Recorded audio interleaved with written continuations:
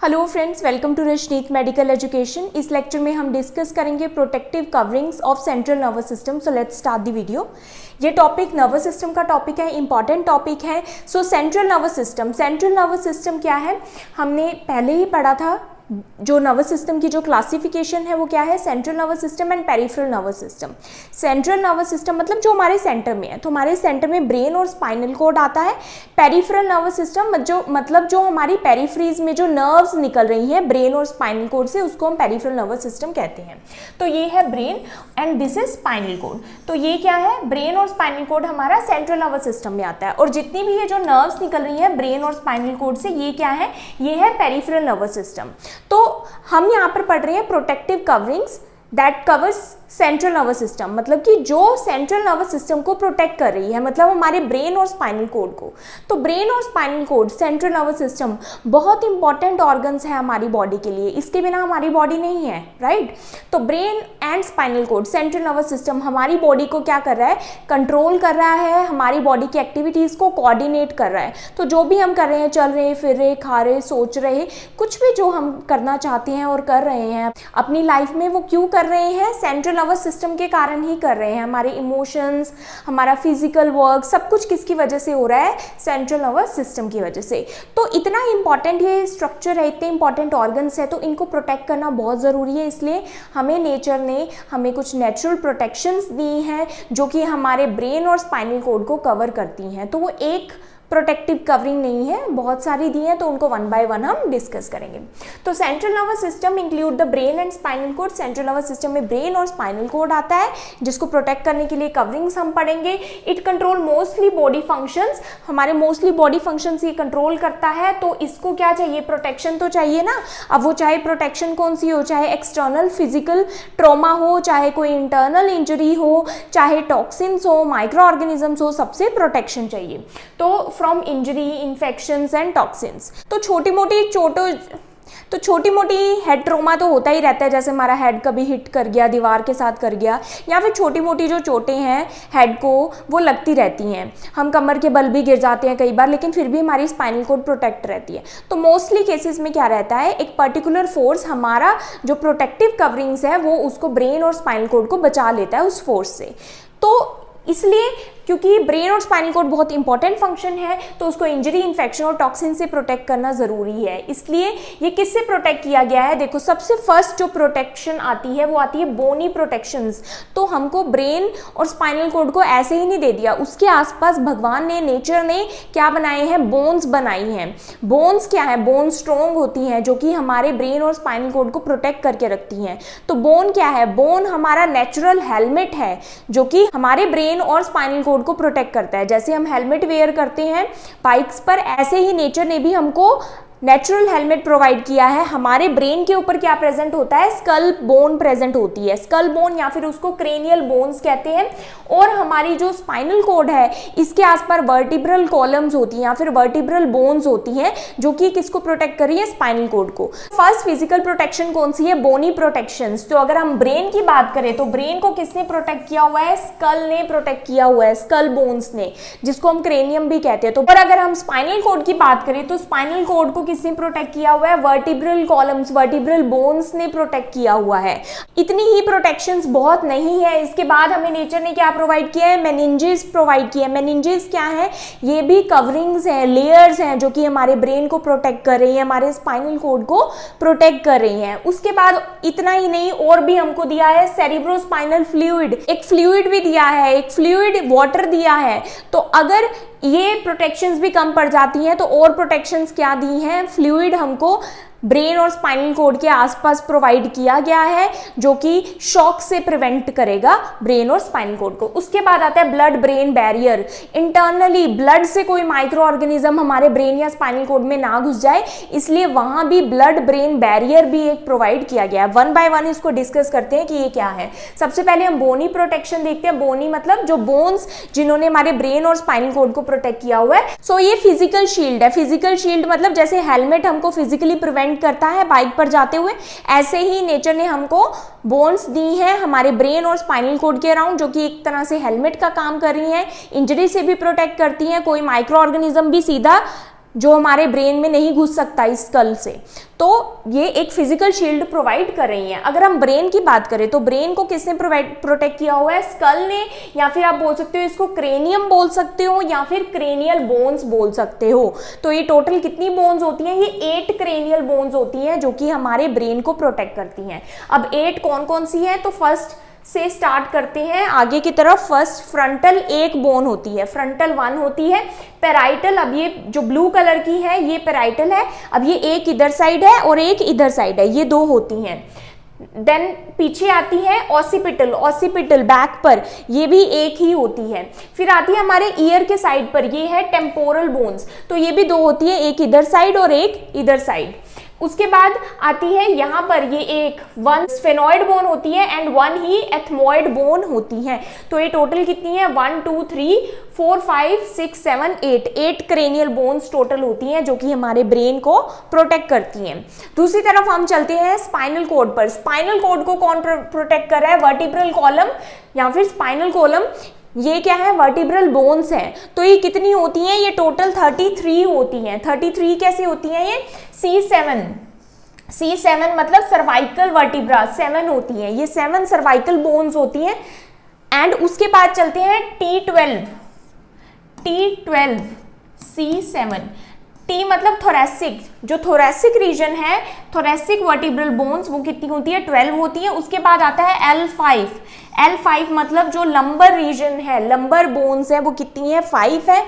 उसके बाद S5 means जो सेक्रल रीजन है, वहां पर भी 5 सेक्रल बोन्स है। उसके बाद लास्ट आता है कोकीजियल वर्टिब्रा C4, ये कितनी होती है? 4 होती है। टेल में जो बोन्स होती हैं दैट इज C4 कोकीजियल वर्टिब्रा। तो ये टोटल कितनी होती है? ये 33 होती हैं। नेक्स्ट आता है meninges, very important. Meninges further protection करती है हमारे ब्रेन और स्पाइनल कॉर्ड को। मेनिंजेस क्या है? ये मेम्ब्रेनस कवरिंग्स हैं, मेम्ब्रेन्स हैं ये, जो कि हमारे ब्रेन और स्पाइनल कोड को इन्होंने कवर किया हुआ है एंड फर्दर प्रोटेक्शन प्रोवाइड करते हैं ब्रेन एंड स्पाइनल कोड को। तो ये जो मेनिंजेस है, मेनिंजेस क्या है? ये लेयर्स है, ये कवरिंग है कनेक्टिव टिश्यू की, जो कि ब्रेन और स्पाइनल कोड को प्रोटेक्ट कर रही है। तो ये 3 कनेक्टिव टिश्यू मेम्ब्रेन्स होती हैं जो ब्रेन और स्पाइनल कोड को कवर करती हैं। बहुत इंपॉर्टेंट है मेनिंजेस को समझना। तो ये 3 होती हैं। फर्स्ट होती है ड्यूरा मैटर, सेकेंड होती है एरेक्नोइड मैटर एंड थर्ड होती है पाया मैटर। तो ये आप कैसे याद रखेंगे? इसको याद रखेंगे डैप से, DAP। तो डैप, ड्यूरा मैटर। तो अगर हम स्कल की बात करें तो ये सबसे ऊपर क्या है? ब्रेन के स्कल है, राइट। एंड अगर हम स्पाइनल कॉर्ड की बात करते हैं तो वहां पर क्या होती है? वर्टिब्रल कॉलम होती है। तो स्कल, तो ये है स्कल और स्पाइनल कॉर्ड में वर्टिब्रल बोन्स है। अगर हम स्कल से शुरू करते हुए ब्रेन की तरफ जाते हैं, तो मतलब स्कल से शुरू करते हुए ब्रेन की तरफ, तो स्कल से जब शुरू करते हैं तो सबसे फर्स्ट जो आती है वो कौन सी आती है? Dura matter, D। तो आउटसाइड से जब हम इनसाइड जा रहे हैं, ड्यूरा मैटर। देन सेकेंड आती है, फर्स्ट ये है dura mater, then second layer this is arachnoid mater, DA। And then third mater जिसको हम बोलते हैं पाया मैटर, DAP। तो सबसे जो इनसाइड है वो ब्रेन की तरफ जो है, सबसे इनसाइड वो कौन है? पाया मैटर। सबसे आउटसाइड जो स्कल बोन की तरफ है वो कौन सी है? Dura matter. तो अगर हम ऑर्डर पूछें फ्रॉम आउटसाइड टू इनसाइड, क्या बनेगा?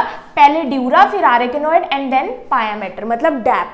लेकिन अगर पूछा जाए इनसाइड टू आउटसाइड, मतलब तब हम क्या बोलेंगे? ब्रेन से बाहर की तरफ जब जाएंगे तो पहले पाया मैटर आएगा, फिर एरेक्नोइड, फिर ड्यूरा मैटर, फिर ये क्या हो जाएगा? पैड हो जाएगा। तो ये बहुत इंपॉर्टेंट मेम्ब्रेन्स हैं। अगर हम मैटर की बात करें तो मैटर क्या होता है? यहाँ पर मैटर आ रहा है बार बार। तो मैटर का लैटिन में, तो ये लैटिन वर्ड्स हैं। मैटर का मतलब होता है मदर। तो मैटर का क्या मतलब होता है? मदर। जैसे मदर प्रोटेक्ट करती है बेबी को, इसी तरह से ये जो मैटर है ये प्रोटेक्ट कर रही है ब्रेन और स्पाइनल कॉर्ड को, इसलिए इसका नाम मैटर रखा गया है। हर एक वर्ड का, जैसे ड्यूरा, एरेक्नोइड एंड पाया, इसका अलग अलग मतलब है। मतलब ड्यूरा का जो मतलब होता है, ये क्या होता है? हार्ड। ड्यूरा, तो आपने ड्यूरा सेल्स देखे होंगे, तो उसका जो ड्यूरा का जो मतलब है उसका मतलब होता है हार्ड। ये लैटिन वर्ड्स है। तो हार्ड मैटर, तो टफेस्ट मैटर है ड्यूरा मैटर, सबसे आउटर जो है। देन उसके बाद आता है एरेकनॉइड मैटर। एरेकनॉइड का मतलब होता है spider like appearance, web like appearance, जैसे मकड़ी जो जाला बनाती है, एरेकनॉइड उसको कहते हैं लैटिन में। तो यहाँ पर ये आप एरेकनॉइड लेयर ये देख रहे हो, ये कैसे दिख रही है, ये जाले जैसी दिख रही है, ये पिंक कलर की। तो ये कैसे दिख रही है, जैसे एक मकड़ी का जाला हो, वेब हो, स्पाइडर का नेट हो, वेब हो, इस तरह से ये दिख रही है, इसलिए इसको एरेकनॉइड मैटर कहते हैं। अब सबसे नीचे ये जो येलो वाली है, ये क्या है, पाया मैटर। पाया का मतलब होता है डेलिकेट, डेलिकेट मतलब नाजुक, टेंडर, सॉफ्ट, इसको बोलते हैं पाया।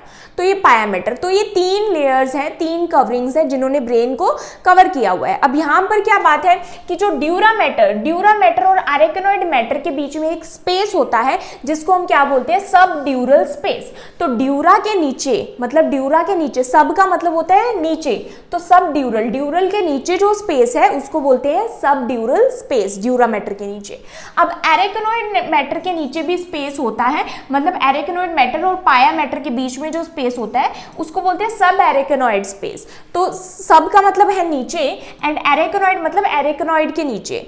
तो अब मैं दोबारा रिपीट कर रही हूँ, ड्यूरा मैटर के नीचे जो स्पेस है उसको सब ड्यूरल स्पेस कहते हैं, मतलब ड्यूरा और एरेकनॉइड के बीच में। एरेकनॉइड के नीचे जो स्पेस है उसको सब एरेकनॉइड स्पेस कहते हैं, जो कि एरेकनॉइड और पाया मैटर के बीच में है बेसिकली। अब ड्यूरा मैटर के ऊपर जो स्पेस होता है बेसिकली उसको एपिड्यूरल स्पेस बोलते हैं, लेकिन एपिड्यूरल स्पेस स्कल में नहीं प्रेजेंट होता, मतलब जो ब्रेन है वहां पर नहीं प्रेजेंट होता। ये कहां पर प्रेजेंट होता है, हमारे वर्टिब्रल कॉलम में प्रेजेंट होता है एपिड्यूरल स्पेस। तो जहां पर क्या दिया जाता है, एपिड्यूरल एनेस्थीसिया दिया जाता है। तो ब्रेन में ये क्यों नहीं प्रेजेंट, क्योंकि ब्रेन में ये जो ड्यूरा मैटर है स्कल बोन के साथ बहुत टाइटली प्रेजेंट है, टाइटली अटैच है ड्यूरा मैटर की जो आउटर लेयर, अभी हम डिटेल में पढ़ेंगे। तो इसलिए जो स्पेस है एपिड्यूरल स्पेस, ये प्रॉपर एपिड्यूरल स्पेस कहां पर है, वर्टिब्रल जो बोन्स हैं और जो वहां की जो ड्यूरा मैटर है उसके बीच में प्रेजेंट है, जिसको एपिड्यूरल स्पेस कहते हैं। यहाँ पर एपिड्यूरल एनेस्थीसिया दिया जाता है। क्यों यहाँ पर दिया जाता है, क्योंकि इस एपिड्यूरल स्पेस में ब्लड सप्लाई होती है, फैट प्रेजेंट होता है, इसलिए जो मेडिसिन है वो इवनली डिस्ट्रीब्यूट हो जाती है। अब मेनिंजेस का काम क्या है, हमें पता है ये प्रोटेक्शन प्रोवाइड कर रहा है, नरिशमेंट प्रोवाइड कर रहा है, नरिशमेंट भी प्रोवाइड करता है और सपोर्ट भी प्रोवाइड करता है सीएनएस को। नरिशमेंट क्यों प्रोवाइड करता है, अभी हम देखेंगे क्यों ये नरिशमेंट प्रोवाइड कर रहा है और ये सपोर्ट कैसे कर रहा है सीएनएस को। सो सबसे फर्स्ट हम पढ़ते हैं आउटर मोस्ट टफेस्ट लेयर कौन सी है, वो ड्यूरा मैटर। तो ड्यूरा का मतलब टफ, मैटर का मतलब मदर, टफ मदर। तो ड्यूरा मैटर यहां पर ये दिख रहा है आपको, ये है स्कल बोन। तो ये जो यहाँ पर ये दिख रहा है ये क्या है, स्कल है। अब ये जो पिंक कलर की आपको दिख रही है ये वाली लेयर्स, ये क्या है, ड्यूरा मैटर है। तो ये ड्यूरा मैटर स्कल के नीचे प्रेजेंट होती है, सबसे आउटसाइड मेनिंजियल लेयर है। इसकी फर्दर 2 लेयर होती है, एक होती है पेरिओस्टियल लेयर और एक होती है मेनिंजियल लेयर। जो पेरिओस्टियल लेयर है वो स्कल बोन के बिल्कुल नीचे प्रेजेंट है, पेरिओस्टियल लेयर। पेरिओस्टियल मतलब बोन से रिलेटेड, तो जो बोन की तरफ जो लेयर है उसको पेरिओस्टियल लेयर कहते हैं। मेनिंजियल लेयर जो कि नीचे मेनिंजेस की तरफ है उसको मेनिंजियल लेयर कहते हैं। तो आप बोल सकते हैं कि ड्यूरा मैटर की जो आउटर लेयर है दैट इज पेरिओस्टियल लेयर और जो इनर लेयर है वो है मेनिंजियल लेयर। अब ये जो दोनों लेयर्स हैं, ये दोनों लेयर आपको दिख रही है यहाँ पर, ये है पेरिओस्टियल लेयर और ये वाली क्या है, मेनिंजियल लेयर। अब दोनों के बीच में कई जगह क्या बनते हैं, स्पेसेस बनते हैं। ये देखो आप ये स्पेसेस देख रहे हो, ये है स्पेसेस जिसको हम क्या बोलते हैं, साइनसेस बोलते हैं, साइनसेस। तो ये जो ड्यूरा मैटर के जो दोनों लेयर हैं ये कई जगह पर बीच में इनके गैप है, स्पेस है, चैनल है, जिसको हम क्या बोलते हैं, साइनसेस बोलते हैं। और इन साइनसेस में क्या होता है, वीनस ब्लड कलेक्ट होता है। जो भी वीनस ब्लड ब्रेन से आ रहा है वो वीनस ब्लड यहाँ पर कलेक्ट होता है। और वीनस ब्लड के साथ साथ यहाँ क्या कलेक्ट होता है, यहाँ CSF कलेक्ट होता है, सेरिब्रोस्पाइनल फ्लूइड। अभी हम उसको डिटेल में भी आगे पढ़ेंगे। ये जो एरेकनॉइड मेम्ब्रेन है इसके ऊपर ये ग्रेनुलेशंस प्रेजेंट होते हैं, ये यहाँ पर CSF को लेके आती है, सेरिब्रोस्पाइनल फ्लूइड को। उसका क्या काम है अभी वो भी देखते हैं। तो ये साइनसेस बहुत इंपॉर्टेंट है, ये वीनस ब्लड और CSF को क्या करते हैं, ड्रेन करते हैं। ये यहाँ से इसको ले जाकर इंटरनल जुगुलर वेन में ये सारा इकट्ठा होता है इंटरनल जुगुलर वेन में, ये वीनस ब्लड आता है एंड देन हार्ट में जाता है एंड देन ये लंग्स में जाता है एंड देन वापस इधर आता है। तो ये क्या है, वीनस ब्लड सारा जाता है हार्ट में। अब हम इसके बारे में पढ़ते हैं। तो आउटर मोस्ट है, टफेस्ट लेयर है ये dura mater, made of dense fibrous connective tissue. तो ये डेंस है, डेंस मतलब थिक है, फाइब्रस कनेक्टिव टिश्यू की है, मतलब ये क्या है, टफ है। अब 2 लेयर्स है इसकी फर्दर ड्यूरा मैटर की। फर्स्ट है पेरियोस्टियल लेयर जो कि स्कल के साथ अटैच है, दूसरी जो इनर वाली है दैट इज मेनिंजियल लेयर। तो ये इनर लेयर है, covers the brain and forms ड्यूरल folds. अब ये जो इनर लेयर है, ये आप देख रहे हो, ये इनर लेयर, अब ये इनर लेयर आप देख रहे हैं ये अंदर की तरफ फोल्ड हो रही है, मेनिंजियल लेयर।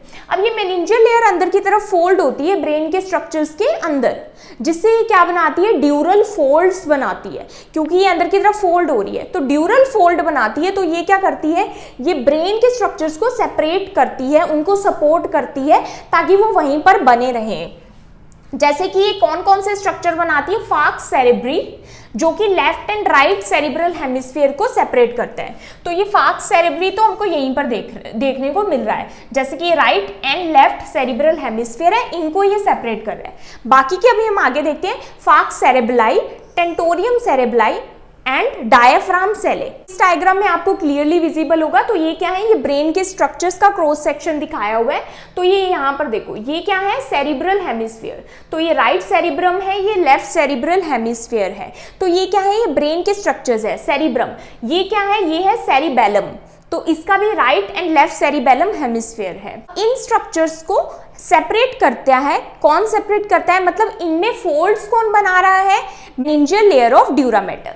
तो ये जो मेनिंजियल लेयर है ये इस तरह से फोल्ड होती है अंदर स्ट्रक्चर्स के ब्रेन के। तो देखो यहां पर जब ये फोल्ड हुई तो इसने राइट और लेफ्ट सेरिब्रल हेमिस्फीयर को सेपरेट किया, और ये जो फोल्डिंग है इसको क्या बोलते हैं, फार्क्स सेरेब्री। अब यहां पर देखो, यहां पर ये जो सेरिबेलम है इसके अंदर ये जो फोल्ड आ रहा है मेनिंजियल लेयर का, इसको हम क्या बोलते हैं, फार्क्स सेरेबेलाई।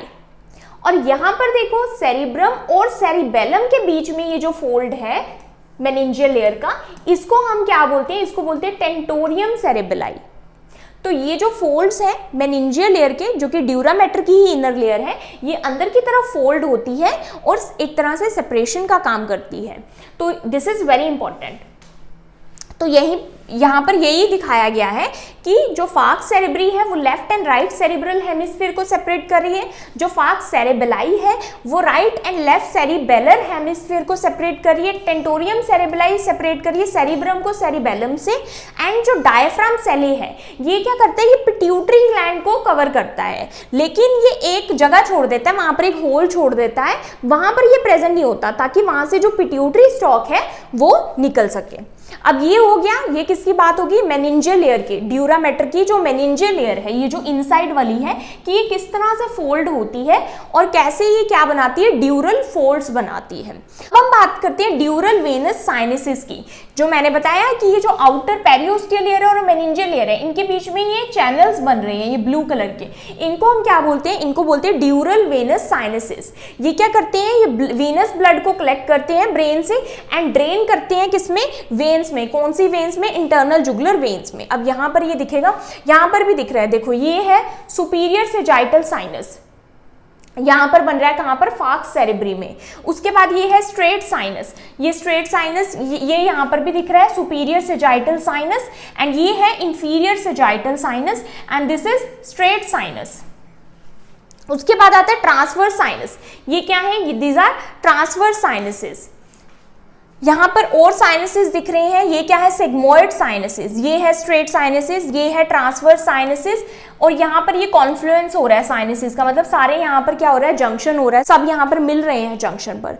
तो बेसिकली ये जो सारे साइनसेस हैं ये वीनस ब्लड और सीएसएफ को कलेक्ट करते हैं, मतलब जो भी वीनस ब्लड है, जो भी डीऑक्सीजनेटेड ब्लड है वो यहाँ पर आ रहा है, और जो सीएसएफ है वो भी इन साइनसेस में ही आ रहा है।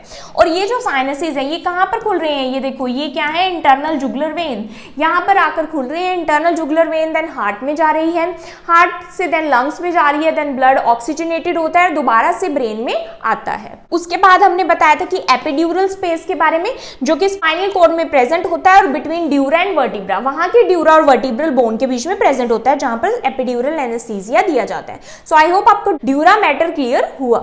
Next very important, arachnoid mater. Arachnoid mater हमने देखा कि इसकी जो अपीयरेंस है एरेकनोइड मैटर की, ये स्पाइडर जैसी होती है, जो स्पाइडर जो वेब बनाती है वैसी होती है, इसलिए एरेकनोइड का मतलब होता है स्पाइडर, और मदर, मैटर मीन्स मदर। तो यहाँ पर हमने जो फर्स्ट पिक्चर है वहां पर हमने देखा था कि जो सब एरेकनोइड स्पेस है वो कैसा दिख रहा है, एक वेब जैसा दिख रहा है और मकड़ी के जाले जैसा दिखता है। ये क्या है, मिडल लेयर है, वेब लाइक ये लेयर है।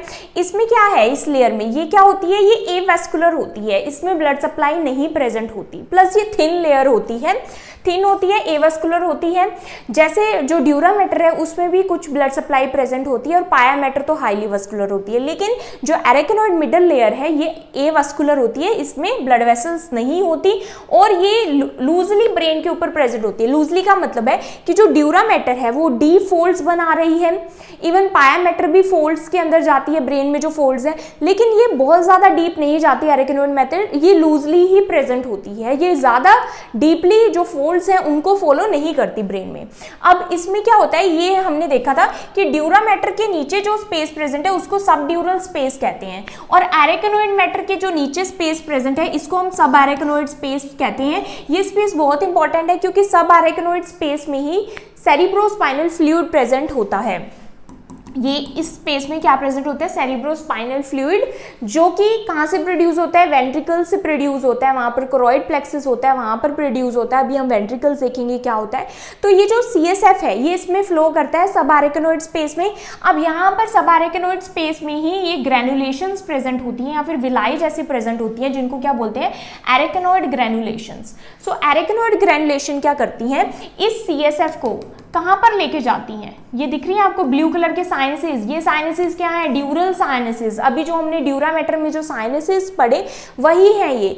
तो ये जो एरेकनोइड ग्रैनुलेशन है इस CSF को इस साइनस में जाकर फेंक देती है। तो यहाँ पर ये CSF को साइनस में ले जाती है, साइनसेस में ये कलेक्ट होते हैं ड्यूरल साइनसेस में, एंड ये CSF वहां से क्या हो जाते हैं, ब्लड के साथ, वीनस ब्लड के साथ मिक्स हो जाते हैं एंड देन हार्ट में चल जाते हैं। तो ये बहुत इंपॉर्टेंट है, सब एरेकनोइड स्पेस में क्या प्रेजेंट होता है, फ्लूइड प्रेजेंट होता है, कौन सा, CSF फ्लूइड प्रेजेंट होता है। तो ये क्या थिन है, एवास्कुलर है, does not follow the brain folds को नहीं फॉलो करती।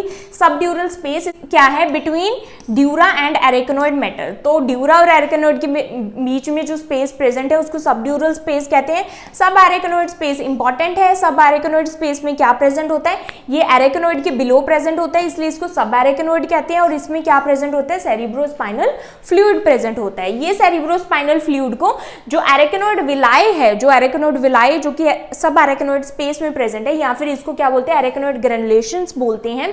ये इसको CSF को कहां पर लेके जाती है, वेनस साइनसेस में।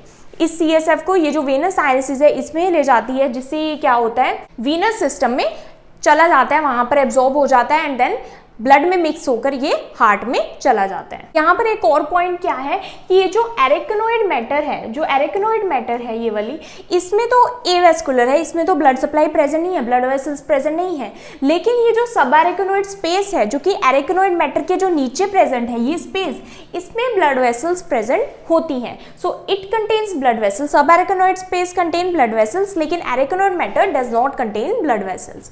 Now pia mater. Pia mater क्या है, सबसे जो इनर लेयर है जो कि ब्रेन के साथ कनेक्टेड है, दिस वन, ये वाली क्या है, ये है पाया मैटर। ये पाया मैटर क्या है, पाया का मतलब होता है टेंडर, मतलब सॉफ्ट, डेलिकेट लेयर है। तो ये इनर मोस्ट लेयर है, डायरेक्टली ये ब्रेन और स्पाइनल कॉर्ड के साथ अटैच है, अडियर है। ये हाईली वस्कुलर होती है, इसमें बहुत ज्यादा ब्लड सप्लाई प्रेजेंट होती है, जो कि ऑक्सीजन और न्यूट्रिएंट्स देती है ब्रेन और स्पाइनल कॉर्ड को। ये जो ब्रेन के अंदर जो गायरी है और सल्काई है, गायरी और सल्काई क्या है कि ब्रेन फोल्ड हो रखा है, तो ब्रेन की जो फोल्डिंग्स है उनको गायरी कहते हैं और जो लाइंस है उनको सल्काई कहते हैं। तो ये गायरी और सल्काई को क्या करती है, फॉलो करती है। ये इसमें ब्लड सप्लाई होती है। देखो इसमें क्या हाईली ब्लड वेसल्स हैं, बहुत सारी ब्लड कैपिलरीज पाया मैटर में प्रेजेंट होती है। अब यही जो ब्लड कैपिलरीज हैं ये क्या है, ये वेंट्रिकल्स के अंदर जाती हैं, जो ब्रेन में जो वेंट्रिकल्स है, अभी हम देखेंगे कैसे दिखती हैं वो वेंट्रिकल्स, वो ब्रेन में वेंट्रिकल्स में जा रही हैं। और वही ब्लड कैपिलरीज के सराउंडिंग में क्या है, एपेंडिमल सेल्स हैं, जो कि मॉडिफाइड एपेंडिमल सेल्स हैं। एपेंडिमल सेल्स क्या है, न्यूरोग्लियल सेल्स हैं, जो कि CSF को प्रोड्यूस करते हैं एंड सर्कुलेट करवाते हैं। तो यही ब्लड कैपिलरीज पाया मैटर से निकलकर वहां पर अपेंडिमल सेल्स के साथ मिलकर क्या बनाती है, कोरॉइड प्लेक्सस बनाती है। तो कोरॉइड प्लेक्सस कुछ नहीं है, ब्लड कैपिलरीज का ही स्ट्रक्चर है जिसको अपेंडिमल सेल से सराउंड किया हुआ है, जिससे क्या हो रहा है, CSF प्रोड्यूस हो रहा है। तो पाया मैटर का क्या रोल है, पाया मैटर उन ब्लड कैपिलरीज को सप्लाई कर रहा है जो कि कोरॉइड प्लेक्सस बना रही हैं। अब कुछ डिसीज कंडीशंस हम देख लेते हैं। अगर मेनिंजेस की इन्फ्लामेशन हो जाती है तो उसको मेनिंजाइटिस कहते हैं। तो inflammation of meninges usually infection के कारण होता है। सबड्यूरल हेमेटोमा, जो सबड्यूरल स्पेस में अगर ब्लीडिंग हो जाए, ब्लड कलेक्ट हो जाए, blood collection between dura and arachnoid, तो उसको हम क्या बोलते हैं, सबड्यूरल हेमेटोमा बोलते हैं। यूजुअली वीनस ब्लड होता है। एपिड्यूरल हेमेटोमा क्या है कि ड्यूरा के ऊपर जो स्पेस है उसमें अगर ब्लड कलेक्ट हो जाए, तो bleeding between skull and dura mater में अगर ब्लड कलेक्ट हो जाए तो उसको एपिड्यूरल हेमेटोमा कहते हैं। ये यूजुअली आर्टीरियल ब्लड होता है और ये दोनों ही सबड्यूरल हेमेटोमा और एपिड्यूरल हेमेटोमा यूजुअली ट्रॉमा के कारण होते हैं। अब हम बढ़ते हैं सेरिब्रोस्पाइनल फ्लूइड, CSF। ये क्या होता है, देखो CSF हमारे ब्रेन में ना एक फ्लूइड होता है जो कि और फर्दर प्रोटेक्शन प्रोवाइड करता है हमारे ब्रेन को। तो ये जो फ्लूइड है ये बनता कहाँ है, ये सेरिब्रोस्पाइनल फ्लूइड, CSF नेम से क्लियर, सेरिब्रोस्पाइनल मतलब ये ब्रेन में ही नहीं प्रेजेंट, सेरिब्रो मतलब ब्रेन, स्पाइनल मतलब वर्टिब्रल कॉलम, तो ये स्पाइनल कॉर्ड और ब्रेन दोनों में प्रेजेंट है सेरिब्रोस्पाइनल फ्लूइड। अब ये बनता कहाँ है, ये आप कैविटीज देख रहे हो, ये क्या है, ये है कैविटीज, ये जो ब्लू कलर की दिखाई दे रही है आपको, ये कैविटीज को हम क्या बोलते हैं, वेंट्रिकल्स बोलते हैं। तो ये होलो कैविटीज हैं ब्रेन में जिसको वेंट्रिकल्स बोलते हैं। ये वेंट्रिकल्स कितने होते हैं, ये 4 होते हैं। टू लेटरल मतलब एक ही इधर साइड दिखाई दे रहा है, एक उधर साइड है, तो 2 लेटरल वेंट्रिकल एंड देन ये 3rd वेंट्रिकल है and this is 4th ventricle. तो ये 4 वेंट्रिकल होते हैं। यहीं पर क्या प्रेजेंट होता है, कोरॉइड प्लेक्सस प्रेजेंट होता है। तो इन्हीं वेंट्रिकल्स में कोरॉइड प्लेक्सस प्रेजेंट होता है। ज्यादातर ये कोरॉइड प्लेक्सस लेटरल वेंट्रिकल्स में प्रेजेंट है।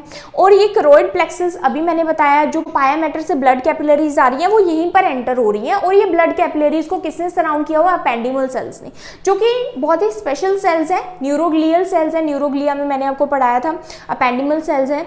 तो ये अपेंडिमल सेल्स न्यूरोग्लियल सेल्स हैं जो कि CSF को प्रोड्यूस करते हैं। इनके पास सीलिया भी होता है जो कि CSF को सर्कुलेट करने में भी हेल्प करता है। तो कोरॉइड प्लेक्सस कुछ नहीं है, जस्ट इन वेंट्रिकल्स में ये ब्लड कैपिलरीज है सराउंडेड विद एपेंडिमल सेल्स जिससे CSF प्रोड्यूस हो रहा है और सर्कुलेट हो रहा है। अब CSF यहाँ कोरॉइड प्लेक्सस में प्रोड्यूस होता है लेटरल वेंट्रिकल से, लेटरल वेंट्रिकल से ये 3rd वेंट्रिकल में जाता है, 3rd वेंट्रिकल से ये 4th वेंट्रिकल में जाता है। अब 4th वेंट्रिकल से यहाँ ये 2 रस्तों में जाता है। एक तो स्पाइनल कॉर्ड में एंटर हो जाता है, स्पाइनल कॉर्ड की सेंट्रल कैनाल में ये एंटर हो जाता है। और एक ये यहाँ से कहाँ चला जाता है, इस सब आरेकनॉइड स्पेस में, जो अभी हमने पढ़ा सब आरेकनॉइड स्पेस में क्या प्रेजेंट होता है, CSF प्रेजेंट होता है, राइट।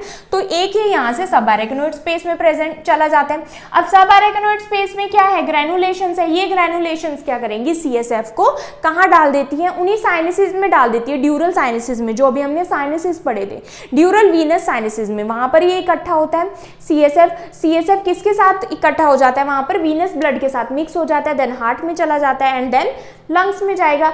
अब इन अपेंडिमल सेल्स का यहाँ पर क्या काम है, ये जो भी ब्लड कैपिलरीज से ब्लड आ रहा है उसको ये फिल्टर करती हैं और CSF बनाती हैं।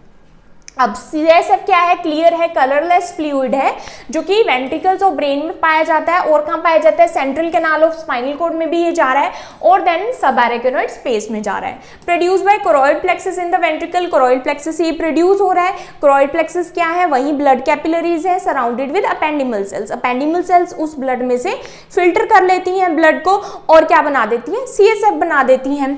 फंक्शंस इसके क्या हैं, अब CSF कैसे प्रोटेक्शन प्रोवाइड कर रहा है हमारे ब्रेन और स्पाइनल कॉर्ड को।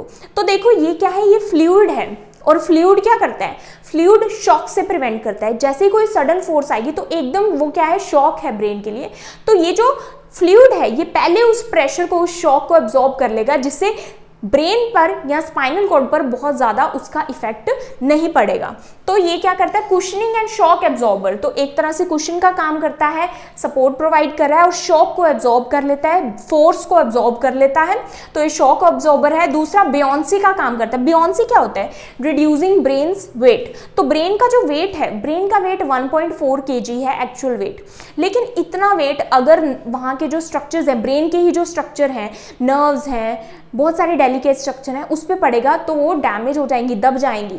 तो ये फ्लूइड क्या करता है, ये देखो सब एराकिनोइड स्पेस में सारा में ये कॉन्स्टेंटली घूमता रहता है, ऐसा नहीं है कि कभी ये बंद हो जाएगा, कॉन्स्टेंटली घूमता रहेगा, जितना बनता है उतना ही घूमता रहता है, उतना ही रीएब्जॉर्ब होता रहता है, तो ये कॉन्स्टेंटली प्रेजेंट होता है ये फ्लूइड। इसका मतलब क्या है, देखो ब्रेन हमारा फ्लूइड में तो तैर रहा है, एक तरह से ये फ्लूइड में स्विम कर रहा है ब्रेन हमारा। तो ब्रेन का जो, जब भी हम स्विमिंग करते हैं तो हमारी बॉडी क्या फील करती है, बहुत लाइट फील करती है, तो वाटर में जो हमारा एक्चुअल वेट है वो लाइट हो जाता है। इस तरह से 1.4 kg ब्रेन का वेट है, लेकिन इस फ्लूइड के कारण कितना फील होता है, 50 ग्राम फील होता है, तो जिससे जो डेलिकेट जो स्ट्रक्चर्स हैं वो अपने ही वेट के तले नहीं दबते, तो वो लाइट हो जाता है ब्रेन का जो वेट है, उसको बोलते हैं बियॉन्सी। ये एक प्रिंसिपल है, ये एक इफेक्ट है जो कि फ्लूइड के कारण होता है, तो CSF इसमें हेल्प करता है। दूसरा, ये प्रेशर मेंटेन करता है स्कल के अंदर, मतलब स्कल में एक कांस्टेंट इंट्राक्रैनियल प्रेशर बना रहता है, इसके कारण अगर प्रेशर इंक्रीज या डिक्रीज होता है तो ये उस अकॉर्डिंग एडजस्ट हो जाता है और प्रेशर को मेंटेन रखता है। Removes waste and supply nutrients, अब देखो ये पूरे में रिवॉल्व हो रहा है, जाकर ये कहाँ पर चल जाएगा, उस साइनसेस में चला जाएगा, तो वेस्ट को ले जाएगा साथ में, और ये पूरे में एब्जॉर्ब हो रहा है, ब्लड से जो भी न्यूट्रिएंट्स है वो भी क्या है, सप्लाई कर रहा है ब्रेन को, तो इसका काम क्या है, वेस्ट को भी रिमूव करना और न्यूट्रिएंट्स को भी सप्लाई करना। CSF circulate and is reabsorb via arachnoid villi in the venous blood. अभी हमने देखा था सब एराकिनोइड स्पेस में जो एराकिनोइड ग्रैनुलेशंस या विलाई है वो इस CSF को कहाँ लेकर जाती हैं, वेनस साइनसेस में, जो ड्यूरल वेनस साइनसेस है वहां पर लेकर जाती है, जिसमें वेनस ब्लड में मिक्स हो जाता है, एंड देन वहां से ये ड्रेन होकर ब्लड में जाता है, एंड देन ब्लड से लंग्स, एंड दोबारा ये जो ब्लड आता है ये क्रोइड प्लेक्सस में, ये ब्लड दोबारा एपेंडिकुलर सेल्स इनको फिल्टर करते हैं और CSF बना देते हैं। हाइड्रोसेफेलस, हाइड्रोसेफेलस क्या कंडीशन होती है कि अगर ये CSF या तो क्रोइड प्लेक्सस से ही ज्यादा बनने लग जाए या फिर ये जो इसका फ्लो है इसमें कहीं ऑब्स्ट्रक्शन आ जाए, रुकावट आ जाए, तो ब्रेन में CSF का अमाउंट ज्यादा हो जाएगा, जिससे ब्रेन का साइज बड़ा हो जाता है। ये क्या है, excess CSF production due to impair drainage और प्रोडक्शन, या तो ड्रेन नहीं हो रहा अच्छे से या प्रोड्यूस बहुत ज्यादा हो रहा है, तो उसके कारण हाइड्रोसेफेलस कंडीशन होती है जो कि बच्चों में हमें देखने को मिलती है। अब इसको हम और डिटेल में भी पढ़ेंगे नेक्स्ट लेक्चर में। उसके बाद आता है last, blood brain barrier. Blood brain barrier BBB, ये भी हमारे ब्रेन में प्रेजेंट होता है। तो ब्लड ब्रेन बैरियर किससे बना है, एक तो ये जो कैपिलरी है, ब्लड कैपिलरीज, इसके एंडोथीलियल सेल्स से, ये है एंडोथीलियल सेल्स। अब वैसे तो ब्लड कैपिलरीज में एंडोथीलियल सेल्स हर जगह प्रेजेंट होते हैं, लेकिन ब्रेन में ये जो एंडोथीलियल सेल्स है ये टाइटली प्रेजेंट है, एक दूसरे के बहुत क्लोज प्रेजेंट है, बहुत टाइटली। ये देखो बहुत कम जगह है दो एंडोथीलियल सेल्स के बीच में, जिसके कारण यहाँ पर क्या बनता है, टाइट जंक्शन बनता है। टाइट जंक्शन बन रहा है, एक तो ये एंडोथीलियल सेल्स यहाँ पर टाइट जंक्शन बना रहे हैं ब्लड वेसल्स जो ब्रेन की है, दूसरा ये न्यूरोग्लियल सेल्स जिसको हम क्या बोलते हैं, एस्ट्रोसाइट्स। तो ये स्टार जैसे होते हैं न्यूरोग्लियल सेल्स, इस तरह से ये आगे होते हैं। तो ये न्यूरोग्लियल सेल्स की, इनको हम क्या बोलते हैं, फुट प्रोसेसेस बोलते हैं, फुट एंड, ये इनके पैर हैं एस्ट्रोसाइट्स न्यूरोग्लियल सेल्स के। तो ये जो फुट प्रोसेसेस हैं एस्ट्रोसाइट्स की, एंड फीट भी बोलते हैं इसको, एस्ट्रोसाइट एंड फीट, ये क्या करती है, ये इस एंडोथीलियल के साथ ये एक और कवरिंग प्रोवाइड करती है, एक और प्रोटेक्शन ये देखो प्रोवाइड कर रही है। तो ये भी क्लोजली प्रेजेंट है, इसके भी जो फीट है एंडोथीलियल सेल्स के साथ। तो ये जो एंडोथीलियल सेल्स हैं और ये जो एस्ट्रोसाइट का फुट एंड है, ये दोनों ब्लड कैपिलरीज के अराउंड एक बैरियर बना रहे हैं, एक बैरियर बना रहे हैं। तो ये बैरियर किसमें है, ब्लड में और ब्रेन में। बैरियर किसका है, एंडोथीलियल सेल्स का, जो कि बहुत क्लोज प्रेजेंट है, टाइट जंक्शन बना रहे हैं। तो tight junction of endothelial cells and astrocyte foot processes क्या बनाते हैं, ब्लड ब्रेन बैरियर बनाते हैं। ये ब्लड ब्रेन बैरियर एक बैरियर है ब्लड और ब्रेन के बीच में। क्यों है ये बैरियर, ताकि ब्लड से कुछ भी इजीली ब्रेन में एंटर ना हो जाए।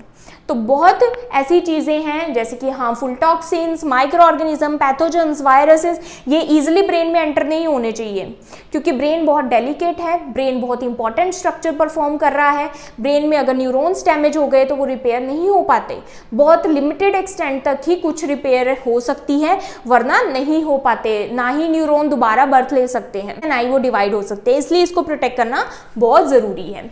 तो सिलेक्टिव बैरियर है between blood and brain tissue. Selective का मतलब कि सिलेक्टिव चीज़ों को ही पास होने देगा। तो किससे बना है? Tight junction of endothelial cell के टाइट जंक्शन से, एस्ट्रोसाइट फूड प्रोसेसेस से बना है, और इसमें क्या होती है? बेसमेंट मेम्ब्रेन होती है जो कि कनेक्टिव टिश्यू की लेयर है। ये क्या क्या अलाउ होने देता है, क्या क्या इससे जा सकता है? ऑक्सीजन जा सकती है, CO2 जा सकती है, ग्लूकोज जा सकता है, कुछ आयंस और अमाइनो एसिड जा सकते हैं, कुछ फैट सोल्यूबल सब्सटेंसेस जा सकते हैं जैसे कि अल्कोहल, निकोटीन, और कुछ मेडिसिन जा सकती हैं, सारी नहीं। Protect brain from toxins, pathogens. Toxins, pathogens नहीं जा सकते, माइक्रो ऑर्गेनिजम्स नहीं जा सकते इजिली, लार्ज प्रोटीन्स नहीं जा सकते, हार्मफुल सब्सटेंसेस नहीं एंटर हो सकते, और बहुत सारी मेडिसिन जो हैं वो ब्रेन तक नहीं जा सकती। इसलिए काफ़ी जो ब्रेन की जो प्रॉब्लम्स हैं वो ट्रीट नहीं की जा सकती, क्योंकि बहुत सारी मेडिसिन ब्रेन तक पहुंच ही नहीं पाती ब्लड ब्रेन बैरियर के होने के कारण। It prevent sudden change in the brains environment, और ब्रेन में सडन जो इन्वायरमेंट, जो केमिकल चेंज होता है उसको भी ये प्रिवेंट करता है। अब ब्लड ब्रेन बैरियर वैसे तो ऑलमोस्ट हर जगह प्रेजेंट है, लेकिन ये कई जगह पर एब्सेंट भी है। वो एरियाज कौन से? वो वेंट्रिकल्स के सराउंडिंग में कुछ एरियाज हैं। तो वेंट्रिकल्स के सराउंडिंग में कुछ एरियाज होते हैं जहां पर क्या होता है कि ब्लड ब्रेन बैरियर एब्सेंट होता है, उसको क्या बोलते हैं? Circum ventricular organs. इनमें से कुछ आते हैं जैसे कि posterior pituitary gland. Posterior pituitary gland पर भी BBB प्रेजेंट नहीं है, पीनियल ग्लैंड पर प्रेजेंट नहीं है, क्योंकि ये अपने हार्मोन्स डायरेक्टली ब्लड में रिलीज करते हैं, इसलिए वहां पर BBB प्रेजेंट नहीं है। क्योंकि अगर वहां पर BBB प्रेजेंट होगा तो ब्लड में हार्मोन्स का डायरेक्ट रिलीज इम्पॉसिबल हो जाएगा, पॉसिबल नहीं होगा, क्योंकि ये बहुत टाइट जंक्शन है। सो आई होप आपको जो प्रोटेक्टिव कवरिंग्स हैं ब्रेन एंड स्पाइनल कोड को जो प्रोटेक्ट कर रही हैं वो आपको क्लियर हुई। If you understood this video then please like, subscribe and share to my channel. Thank you for watching.